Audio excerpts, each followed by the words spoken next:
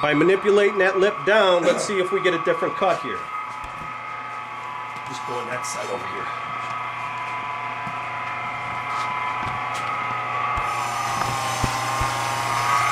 Okay, now look at how big that cut is. I mean, he took a big swap out of that.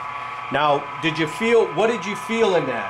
It felt like were you pulling any harder? It wasn't as fluid of a stroke. It sounded, did you hear that sound where you were kind of muscling a bit? It was muscle, it took a little bit more. Okay. Now what I'm going to do is I'm going to manipulate this up, and we're going to go to a part of the hide that maybe, just to show you folks,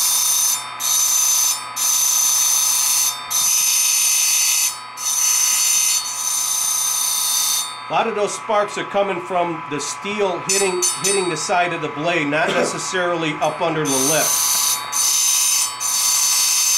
See where the sparks are coming out the side? That's because I'm hitting there. I'll switch these up, so yeah, now I'm just manipulating the lip itself right there. You see how my steel is starting to stand, instead of being more like this, my steel is getting more vertical. Okay?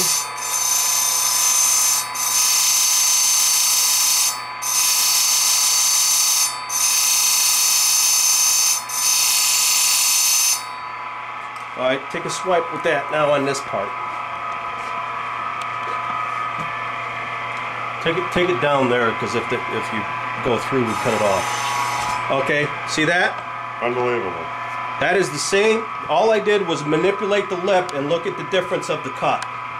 So I can manipulate this lip to make that cut. I can manipulate it to make a paper thin tissue cut.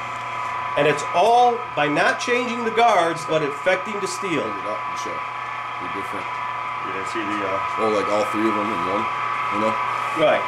So you can see this is proper shaving. This is a cut that a lot of people are going to see because their steels are not, or their lip is not adjusted correctly with the steels. So you could see the difference just by working the lip. The lip is probably the hardest thing for a young shaver to understand. I had no clue how to do it when I started. I mean, were you ever?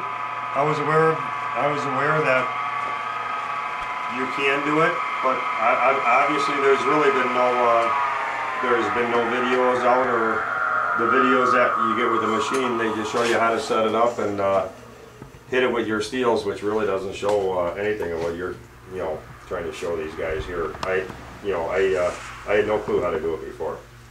Yeah. So what we're going to do here is I'm going to go ahead and bring that lip back down. Scott's going to get in here, and Scott's going to do some shaving, and then what I'm going to do is I'm going to finish up with a little shaving of how I would shave a hide, a few, maybe a minute of that, to give you an idea of what Scott will do and what I would do, and it kind of give you an idea of the performance of two different type of people. So I'm going to fire this thing back up and retune it, and Scott's going to shave some more. Making me do all the work.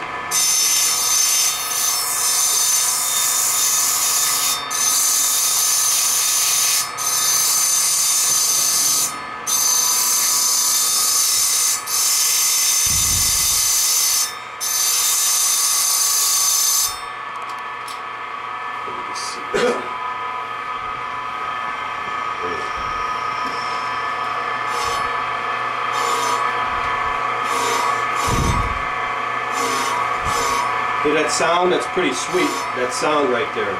This is an elbow part. This is an elbow of a bison, which is pretty, it's not the easiest part in the world to flush anyways, but you can see I'm down to the roots on that. So we're pretty close here. I'm going to touch it up one more time.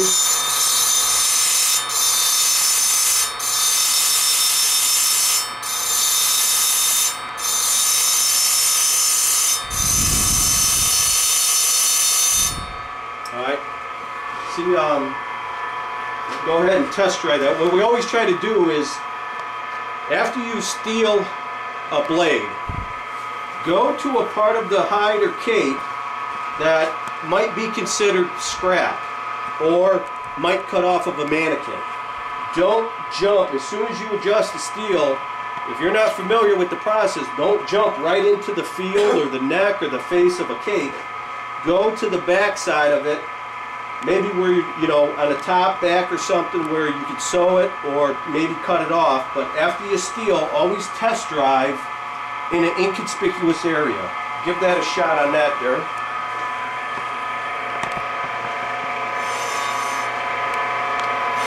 How's that feel? A lot nicer. All right. Now we're into the blue. There you go. Now you're going good. So let's go ahead and get out here, and let's see you shave a little bit.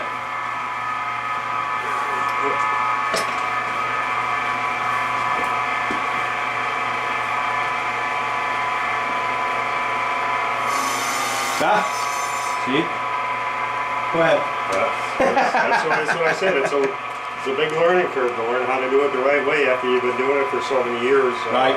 Not the correct way. I still I have to really watch myself.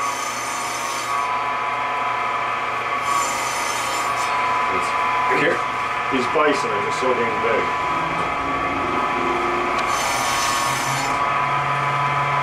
Well, the reason why we did the bison is because the only reason why I did it is because I know for a fact that when you get a dirty pickled hide like this, you could clearly see what you're doing while shaving. So I felt that would show up better on the camera than say a whitetail. What we're going to do then is I'm going to give Scott, I'm going to pull this out just a little bit. I'm going to give Scott just a little whitetail back hide, and he's going to take a couple strokes on that. And we're going to see if that setup might be a little bit too aggressive. Chances are it's going to be too aggressive for this whitetail, but we're going to give it a shot.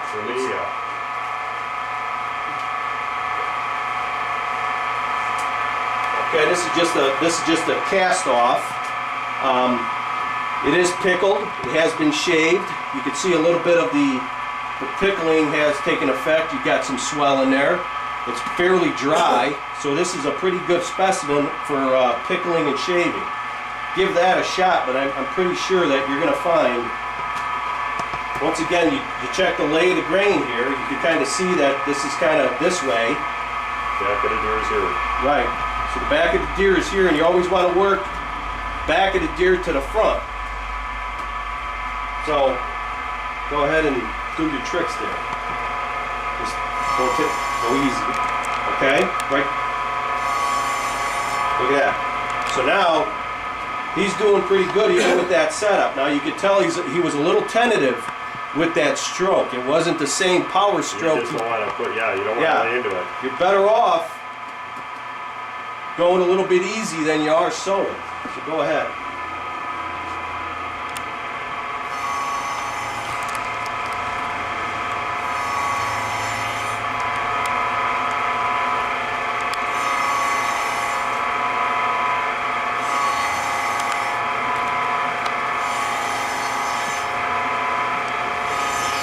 Okay, now I'm going to point something out here, and it's not nothing against Scott or anything, but you can see what he's got going here because of the pickled hide. You got a good cut here, you got a ridge here. You got a good cut here, you got a ridge. Good cut, ridge. Another ridge. Okay? This is going to give you a somewhat uneven shave. Okay? What I'd like to see Scott do, or some of you do, is take your pass, I drop the hide. Take your pass, come back up and cut off, get that ridge off. So if you got to go like this, like that, like this, and so on. I work around a hide this way. That way I don't have to keep shifting. If I shave forward like this, and then I'm pulling this hide back and shaving forward, pulling this hide, it gets to be fatigued.